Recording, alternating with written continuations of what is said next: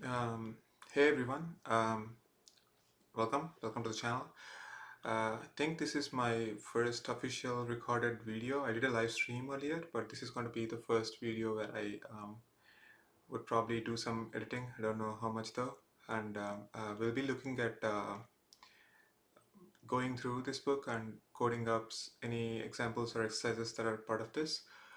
It's called the Red Book. I think the official name is OpenGL Programming Guide, the official guide to learning OpenGL, version 4.5 with SPURV 9th edition. Um, I own this book in both physical as well as EPUB formats, and we'll be looking at the EPUB formats, EPUB edition of it, which I have open over here. Um, I'll be sharing all the resources and links as a part of this in the repository. I'll put the repository up as a description in the video. So let's see, I created a sample project downloading dependencies for GL and GLFW. We'll go through these terms in more detail once we start looking at the book, but I'm gonna create a README. Let's make it marked down. So OpenGL Programming Guide 2. Cool. Let's add a resources section to start with, and the first resource is Red Book. So this will be the hopefully my markdown is right. This will be the link to the book. And cool. So let's get started. Okay. For some context, OpenGL programming is mostly useful for doing graphics related work or interacting with the GPU. OpenGL, if I understand it right, is a older standard which is being deprecated in more and more modern hardware. We'll be looking at the latest version of OpenGL, mostly to get ourselves familiar with the graphics programming APIs in general, the layout for how modern graphics rendering backends like Metal and Vulkan are being developed. I think this kind of gives us a good background of where all of the landscape in graphics API stands. So I think it's interesting to look at the contents to get a feel for how our journey will be like. I think there's no way we can cover the entirety of this book in one go here. So we'll be doing this in multiple sessions over the time, and we'll be starting. I'm hoping to go over the entirety of the book, but we'll see how far we get. So the first chapter will introduce us to OpenGL. It'll talk us through the OpenGL rendering pipeline it looks like, followed by shaders, the fundamentals of shaders it looks like, and they'll be talking about OpenGL shaders, SPURV. I think they'll introduce us to things over here. Drawing with OpenGL. It's kind of funny how they cover shaders and like they introduce us to OpenGL without even getting to drawing. Color, pixels, and fragments. Okay. Viewing, transformations, culling, clipping, and feedback. Hopefully, in the first or second chapter, we'll get to write some code. If not, nothing taken in bad spirit. We'll keep moving forward. Viewing transformations, culling, clipping, and feedback. Okay. Textures and frame buffers. Okay. Light and shadow. Procedural texturing. Tessellation shaders, geometry shaders. Okay, more shaders here. I guess more and more complex shaders as time goes by. Memory, compute shaders. I guess these are appendices, support libraries, OpenGL, ESWebGL, GLSL functions and variables. Okay, and a bunch of appendices here.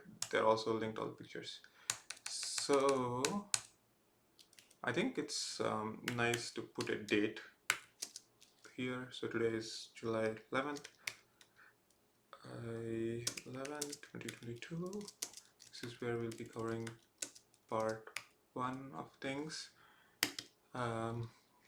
Let's say chapter 1 Introduction to OpenGL. I don't know if I'll use this document as notes yet, but that's the intention of starting with. I'll link this repository in the description of the video once I upload it. Okay, maybe I can click this and go over there. Nice, it worked. So introduction to OpenGL. Also, hopefully we won't be copyright claimed anywhere as a part of this video. I'm hoping to just use this book as a reference and go into more details as needed. If anybody feels like I'm violating any terms, please reach out to me. I'll put my email or some reference in the about section for ways in which you can contact me. I'm happy to take this video down if it causes any copyright infringements. So what is OpenGL, right? So OpenGL is an application programming interface API, okay, which it's a library that lets us do graphics programming. I'm gonna skim over a few sections as I deem that they're not providing enough knowledge in a compact form. Okay, so there are major operations that an OpenGL application would perform: specify data and construction of shapes in OpenGL's geometric primitives. Okay, execute various shaders to perform calculations on the input primitives and determine their position, color, and other rendering attributes. Okay, convert the mathematical description of the input primitives into their fragment associated with the location on the screen. This process is called rasterization. Finally, execute a fragment shader for each of the fragments generated by rasterization, which is just to determine the fragment's final position and color. Okay, so my understanding, right? Like, let's see here. Starting point thing. So we have a scene description. We have to convert the scene description in pixels.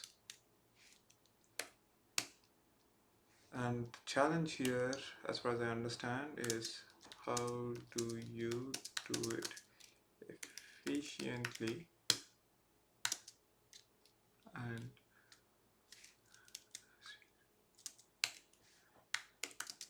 how do you describe the scene.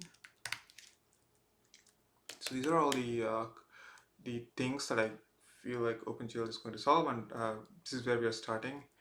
We'll see. We'll try to uncover each of these components in more detail over the course of this book. So they're talking about a few terms here which are kind of interesting, right? So one is rasterization. So it is to convert the mathematical description of the input primitives into locations on screen. Okay, and we're also executing a fragment shader. And it looks like this is going to be applied for each of the things that are being rastered. So we'll see. OpenGL is implemented as client-server system. With the application you write, consider the client, and OpenGL implementation provided by the manufacturer of your computer graphics hardware being the server.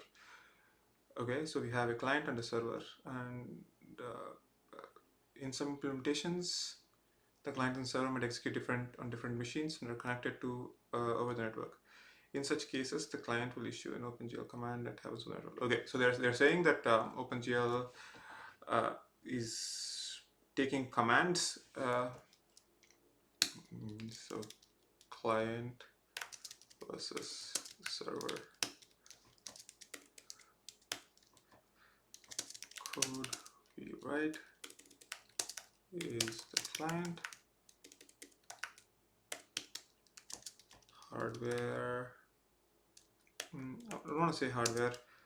Manufacturer is the word they use. Manufacturer. The hardware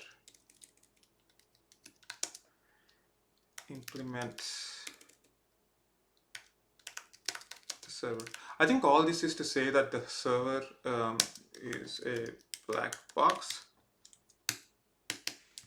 So we might not really have no access to the source code here. The headers are all obviously public, I think. Okay, so they're gonna walk us through our first look at an OpenGL program. Initialize the state associated with how objects should be rendered, specify the objects to be rendered. Okay, now we start looking at code. So standard headers are being included. We have some enums describing what it looks like, some OpenGL entities, and we have some arrays declared here, which are presumably to describe the scene or something. We have a init method is to initialize. Wow, it's pretty big initialization here. I'm sure the author will talk us through all of these. We have a display method and we have a main method. Um, yeah, so for people, hopefully you're familiar with C or C++. Main is the entry point. We'll be interacting with all the other methods through main. So there's init. Hopefully there's display somewhere. There's display. There's terminate. Yeah, sure. So let's look at things in general. So init initializes the things, display displays whatever we are rendered to, and main drives the event loop. Yeah, so I guess in most uh, rendering engines, we can call this rendering engine because it manages the whole rendering pipeline. We have some kind of initialization to configure all the primitives of the graphics backend. We have something that drives each frame, right? So one other term to notice is frame. Frame is an image to a certain degree. We display multiple frames each second. In a typical video, it's 30 frames per second. On modern hardware, like for gamers out there, you play games in 144 hertz. Hertz is 1 over a second. So the event loop drives a frame every second. OpenGL syntax, yeah, it's pretty vague to me right now. I've used a few of these APIs before. I'm not gonna lie, but yeah, like I don't understand the principles or philosophy guiding OpenGL development yet. So yeah, let's see. We have OpenGL syntax. So they have a bunch of data types here. You can see that I'm skimming over a bunch of things. That's to be expected. Okay, this is interesting. OpenGL's rendering pipeline. OpenGL implements what's commonly called rendering pipeline. So let's look at this.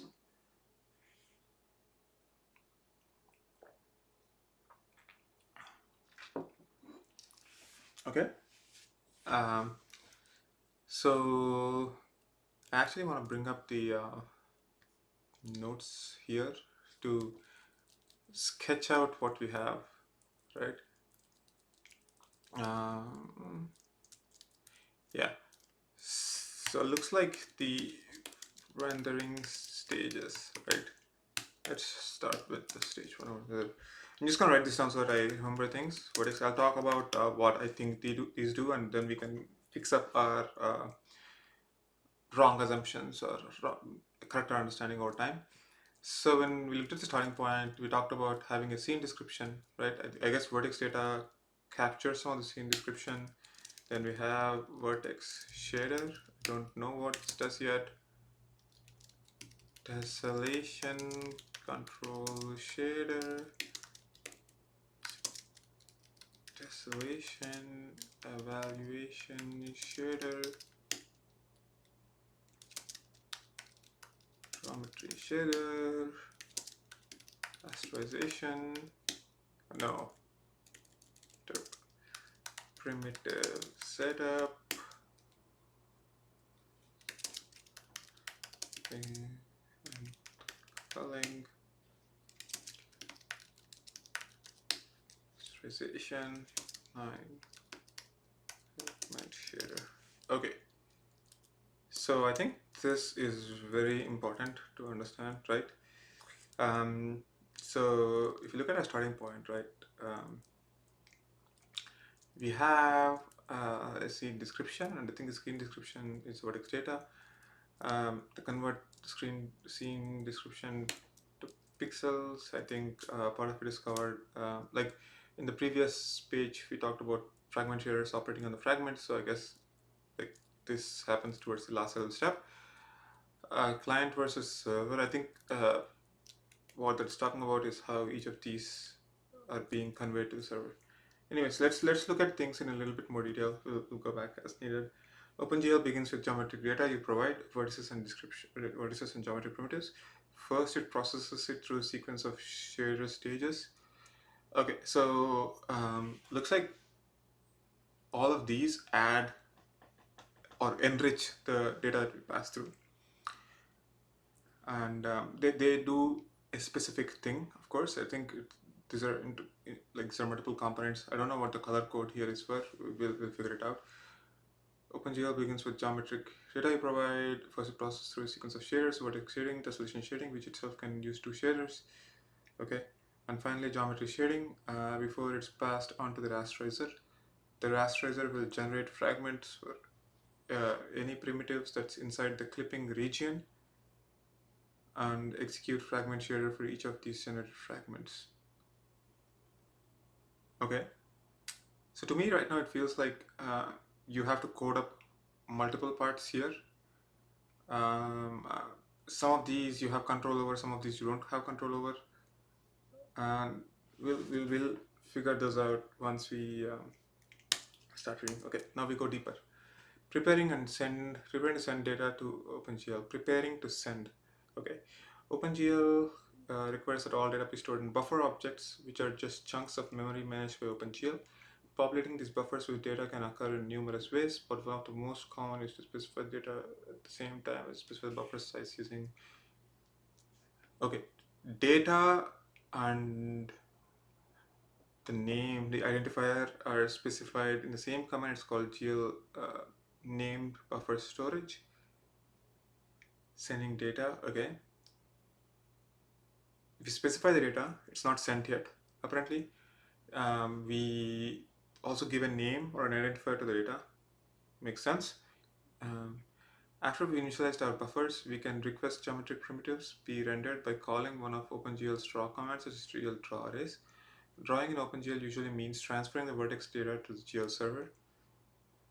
Oh, so this is, I guess, where the client server thing exists. I think it's also like there's also this dichotomy between host versus device. Uh,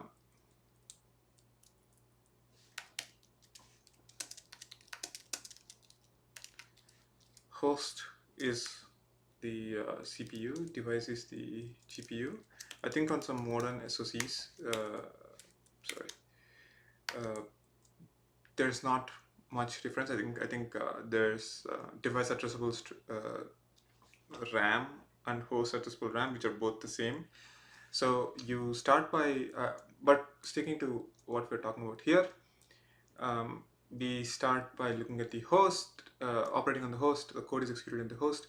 We describe the buffers here, and then when you call uh, GL draw arrays in this example, it sends the data over to the GPU.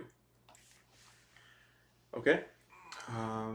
So we'll be looking at drawing commands in more detail later in section 3, but I think this is all laying the map here. So vertex shading, what is vertex shading? For each vertex that is issued by a drawing command, the vertex shader will be called to process the data associated with the vertex. Depending on whether any other pre-rasterization shaders are active, vertex shader may be pretty simple, perhaps just copying data to pass it through to the shading stage, what we call a pass-through shader, to a very complex shader that's performing many computations to potentially compute the vertex screen position, usually using transformation matrices that are described in chapter 5. Determining the vertex's color using lighting computations described in chapter 7, or many multiple other techniques. Typically, in application of any complex device have multiple vertex shaders, but only one can be active at any one given time. Oh, sorry, I'm just gonna go back to the terminal. Let's see. So I'm going to start by writing down the inputs and outputs for each of these. I think that will make things clear. I is input. Input is the named buffer arrays.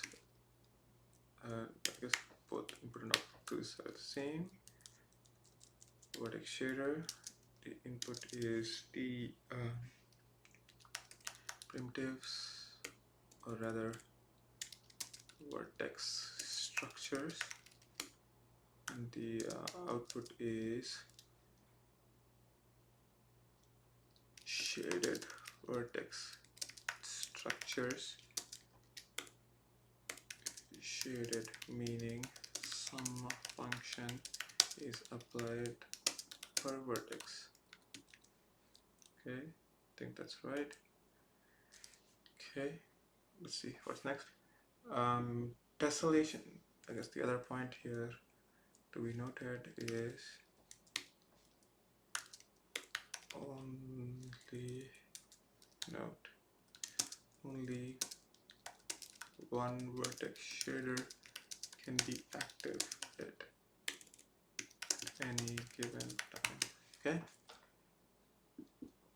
Tessellation control shaders. Okay, let's see. After the vertex shader has processed each vertex of the data, the tessellation shader will continue processing data if it's activated. It's been activated. Okay. Tessellation uses patches to describe object shape and allows relatively simple calculations of patch geometry to be tessellated to increase the number of geometry primitives, providing better looking models. The tessellation shading stage can potentially use two shaders to manipulate the patch data to generate the final shape. Okay, so I don't really understand what's going on over here. The shader is going to processing data if it's activated.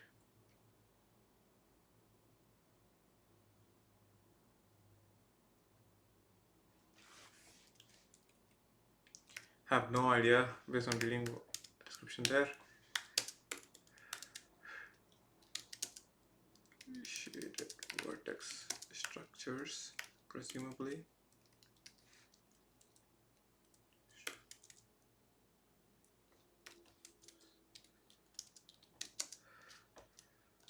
To do increase. Not really clear. Something patch geometries.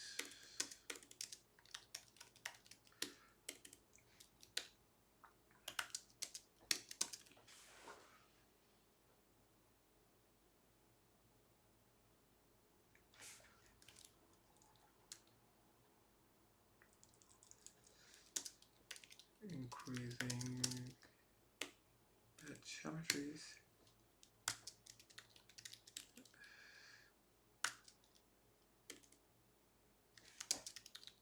It's like stage is to improve the appearance of the models.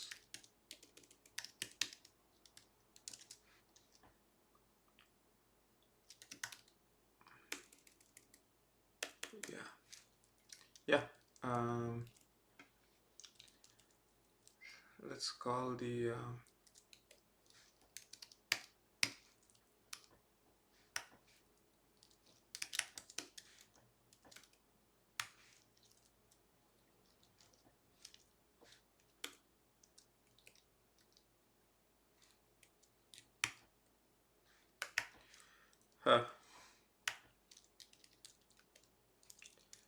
okay, this worked.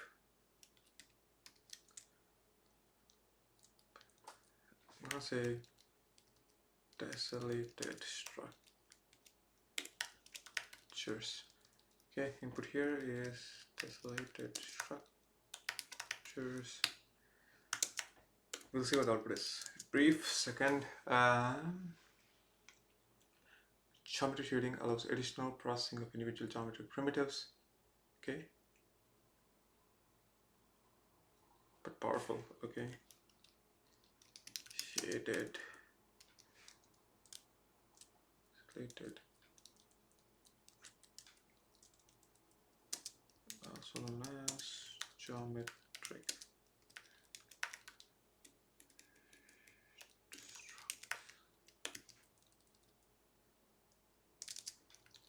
Structs. I think this is shaded geom structs. Okay. Primitive setup or assembly. Yes. So one thing I'm noticing here is that there's a lot of terminology to familiarize myself with.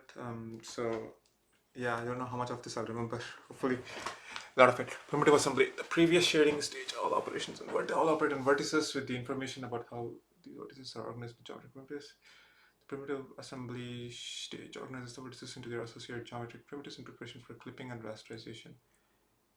Organize the vertices into their associated vertices into associated geometric primitives. Shaded geom structs. So,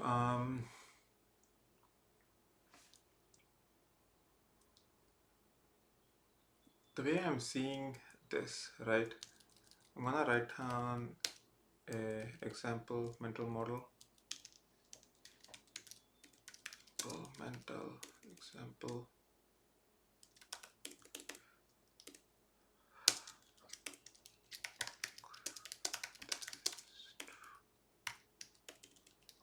So I want to take a simple example of stage 1.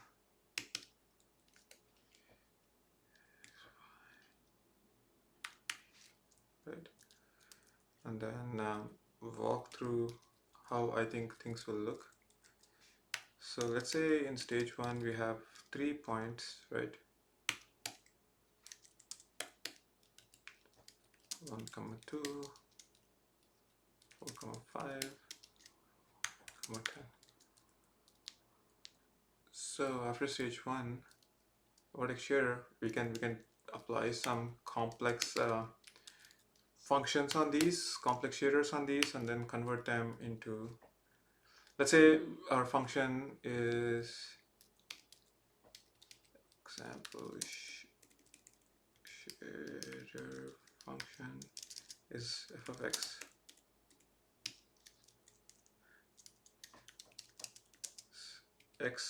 squared plus 1. Let's assume that this is our shader function. 7 squared is 1, 5,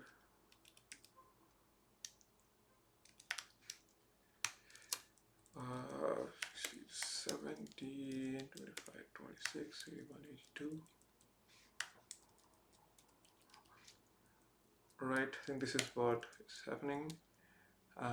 So here's 2, 3, and 4 or tessellation shares. This one, what I have no idea over. 3, 4.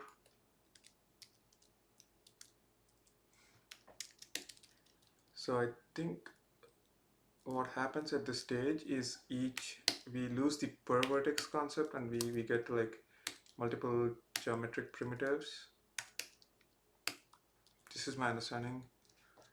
So we have, let's say it interpolates the points to both the nearest neighbors or something, and yeah, 1, 4, 2, 5, 2, 5, 2, 5, and say 3, 6.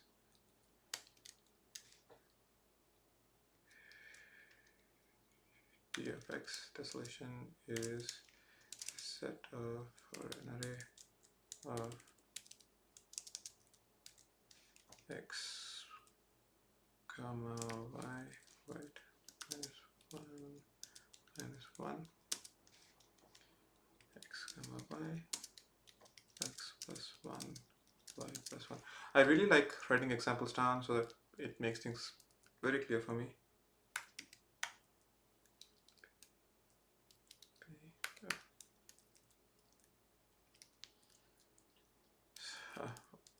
I don't think I have the patience to walk through these.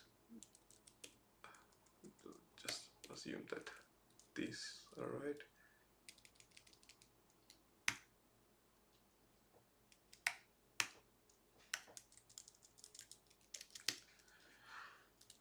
Okay, stage 3, 4, we get geometric tessellated primitives.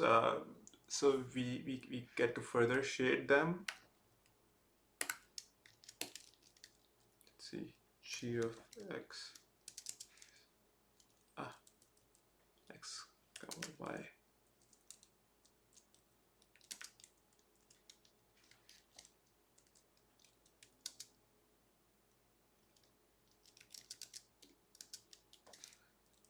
squared plus 1. Uh, so let's see. See, this is good. I get to look at what geometry shader and primitive steps are. Okay, so let's say geometric shader of x comma y is x plus y and x for some reason.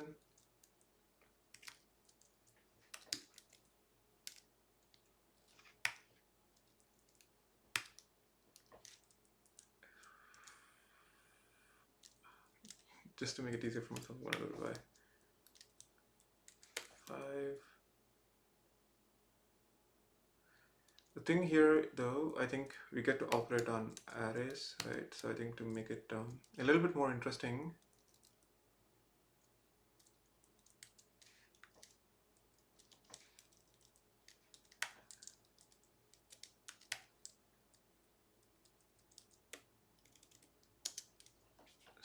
so how do we want to transform it?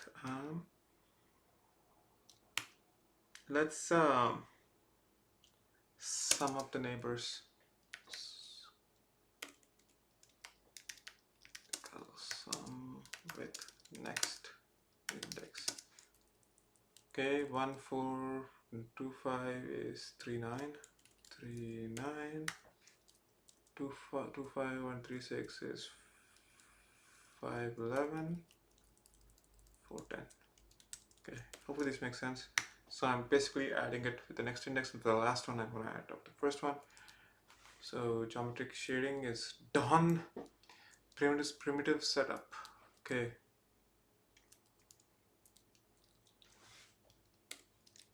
Let's look these things.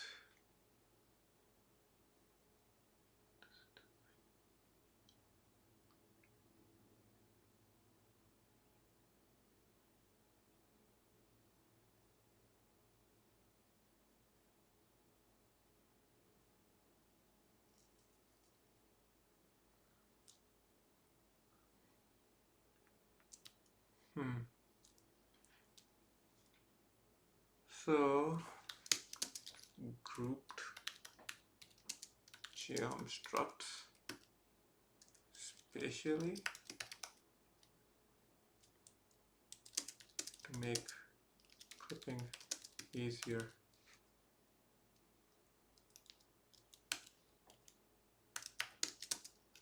Grouped geometric structs clipped geometric structs. And the nodes here are let's see.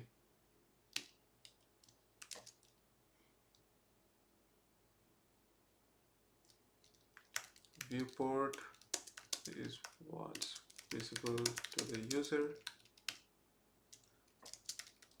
Things falling outside of viewport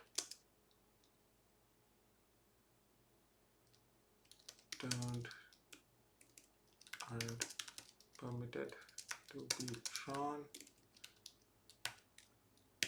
I'm saying, like, I'm going to draw a distinction between don't need to be drawn versus aren't permitted to be drawn, mostly because I think aren't permitted conveys the meaning that you can error out when you're drawing, as opposed to if you don't need to draw, you're doing excess work.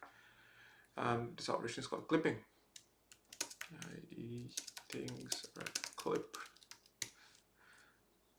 Immediately after clipping, the ability to send to the rasterizer for fragment generation. The job of rasterizer is to determine which screen locations are covered by a particular piece of geometry. Knowing those locations along with the input vertex data, the rasterizer linearly interpolates the data value for each of the varying variable in the fragment shader and sends those values as inputs to your fragment shader. Candidate pixel and the pixel have a frame buffer, while a fragment can still be rejected and never update its pixel location.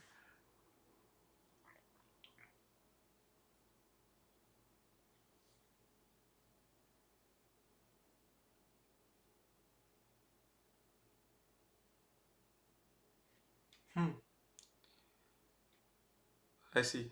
So rasterization is when things are interpolated using a fragment shader, it looks like. Screen locations are called by a particular piece of geometry.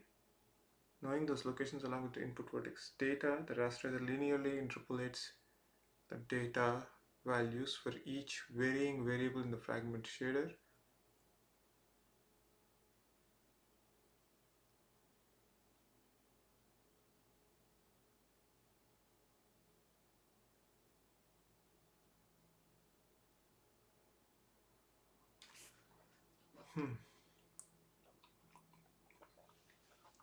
Okay, let's fill out the easier things. Structs.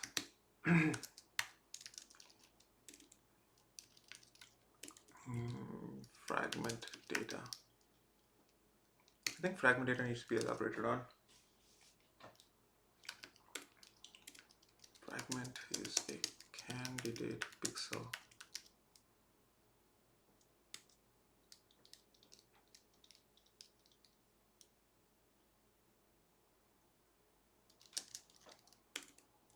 They have a home in a frame buffer. Okay. Interpolated.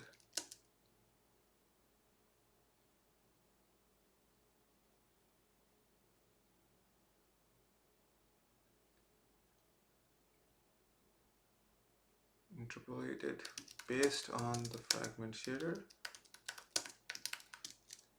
So there is this variables.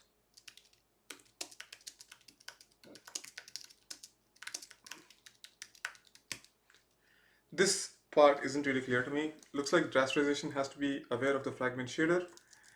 I guess I'm going to put a question for myself.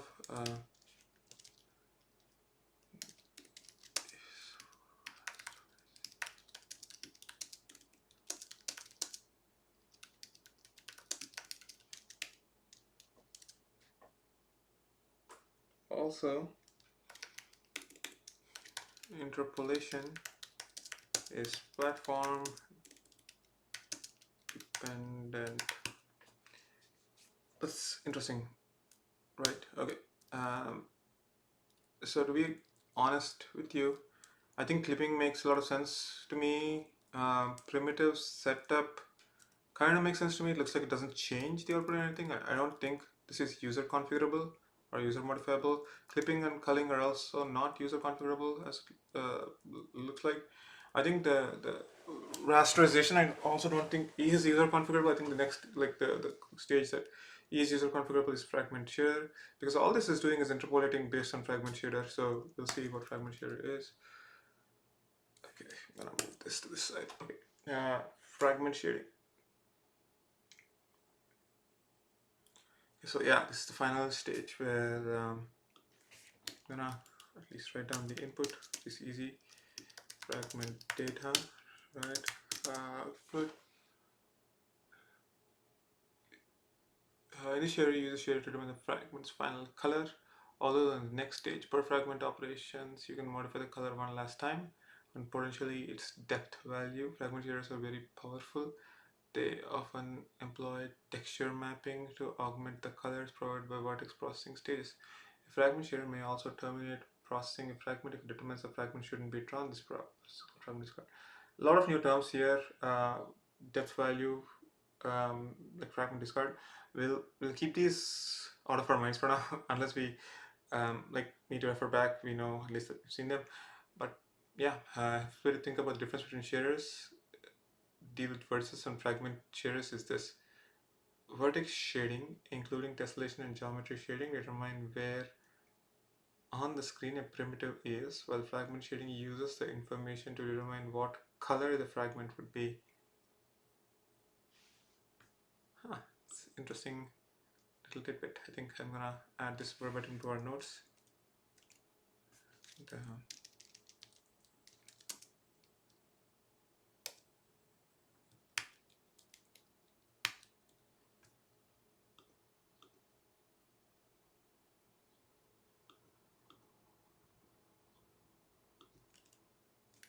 couldn't copy it that way.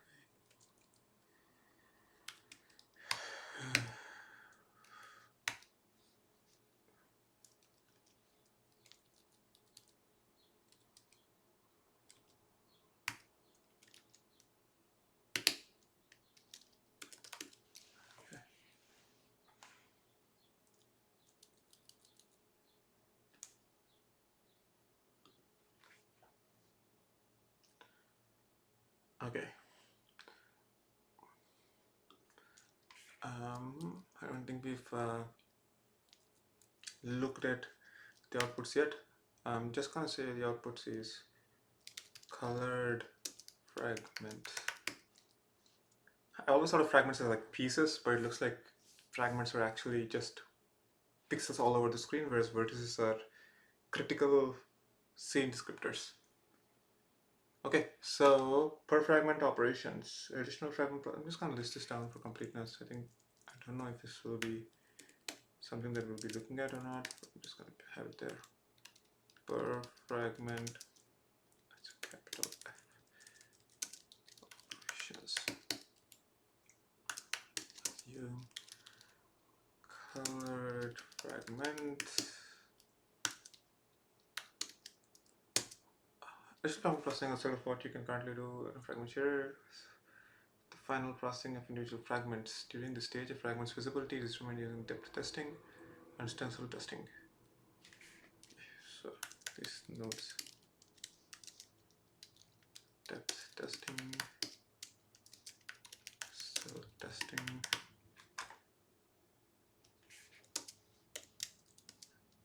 also known as JK, yeah.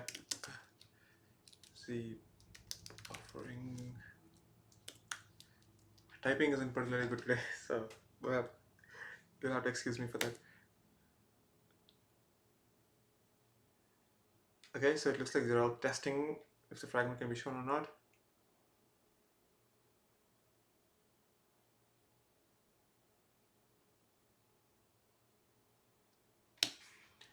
Okay, blending. So looks like in this is the stage where we'll be drawing things onto the screen. For example, if blending is enabled, we'll be drawing onto the screen without clearing it. If it's not blended, then we'll probably clear it and then draw it. Looks like pixel data. Okay, I'm just gonna call this pixel data stored to a texture map. So after this, we don't have any control over things. Cool. This, I guess, this hopefully clarifies things. I'm gonna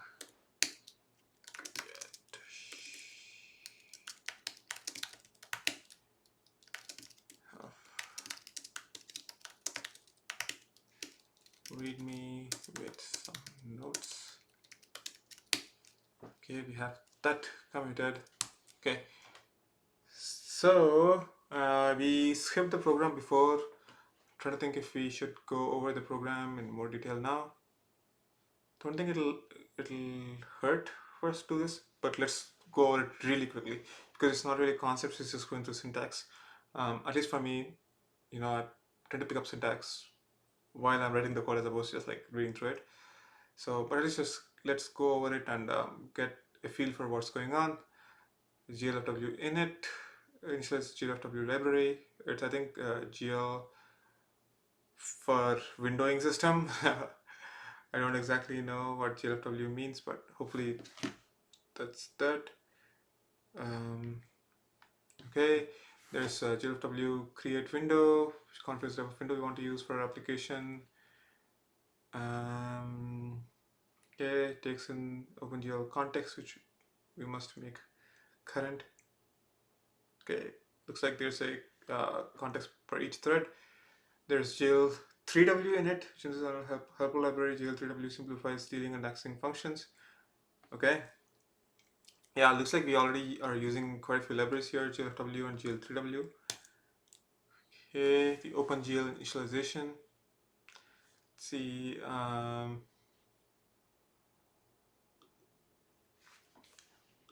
Okay, next thing we'll be looking at is the OpenGL initialization. So looking at this method, in it looks like we are creating some vertices, or vertices from my US friends. Um, yeah, so we've defined them, create vertex arrays, create buffers, create named storage, blah, blah, blah.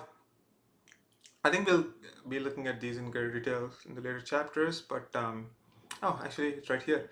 So GL create vertex arrays returns n unused names. Okay, The names returned are initialized with values representing the default state. Okay.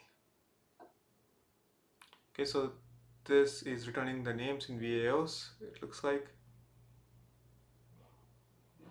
Yeah. Okay, num VAOs and VAOs. Okay. Create buffers, num buffers, and buffers. Okay, so we created the names and buffers, and we are populating these vertices in these buffers, and I guess 0 is the starting index, something like that. Where do I see this in buffer storage? Okay. Oh no, it's the bit flags. Um,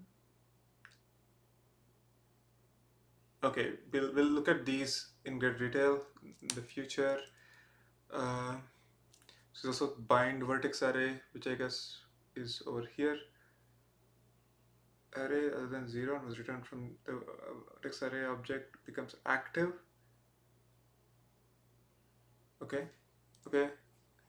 So they're loading the shaders, they're binding it, they're binding the buffer. So when, yeah, these are all just being bound, I guess. Okay. Delete and is sure. Bind buffer specifies the current active buffer object. Target is something. First binding, when binding a previously created buffer object, the buffer becomes active. Okay, so the only, okay, so there's this notion of active things, it looks like.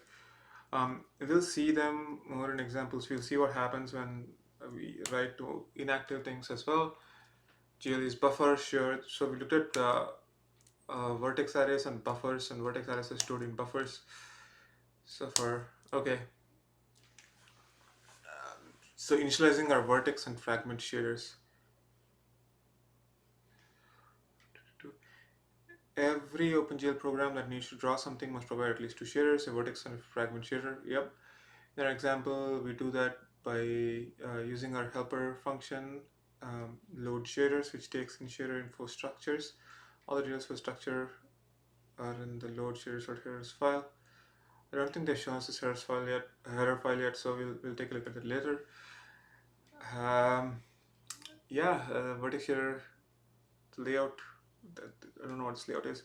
So we're getting the vertex position, and they're setting this per vertex GL position object as v position. Okay, so this is the shared language spec, or the version that we're using.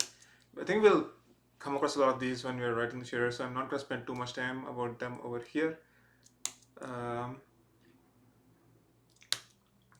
Yeah, I'm going to skip all of these. Our first OpenGL drawing. Okay, all set up data initialization that we've done. We've loaded the shaders, we've initialized a bunch of the named buffers and the arrays. So what are we doing here? We are doing a clear buffer, which I guess is clearing the screen somehow, or setting the active buffer. Clearing a frame buffer, okay. Bind vertex array, sure. Draw arrays, okay.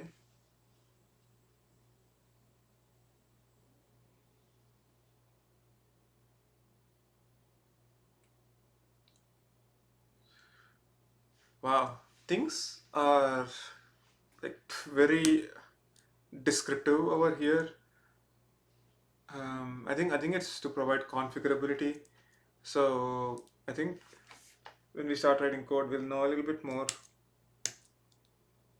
Yeah, not much here. Essentially, I think towards the end of the chapter, our goal was to learn about each of the components of the OpenGL uh, pipeline here and get a feel for how the code is.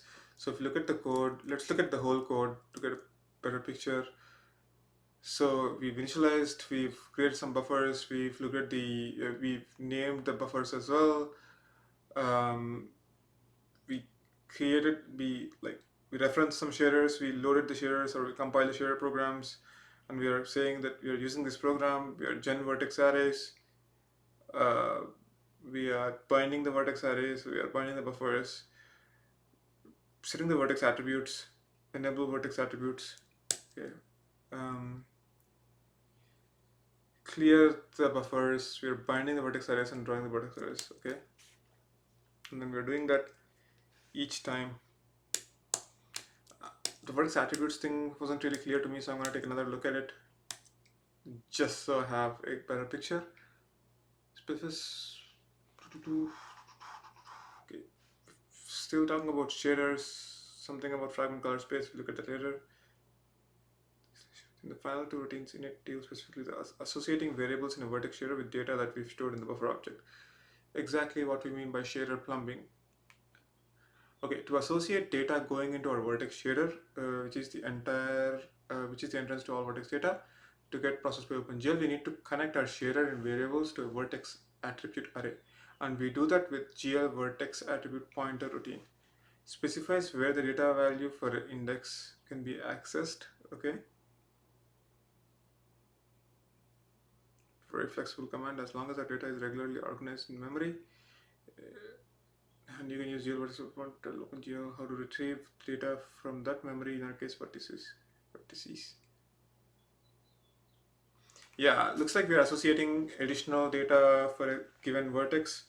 So we'll look at this when we actually start doing things. Yeah. Anyways, thanks for sticking with me through this journey of learning OpenGL. Hopefully, chapter one was you know educative for you. So we'll continue looking at this and going through things. Thank you. Bye bye. I'll put the references in the show notes.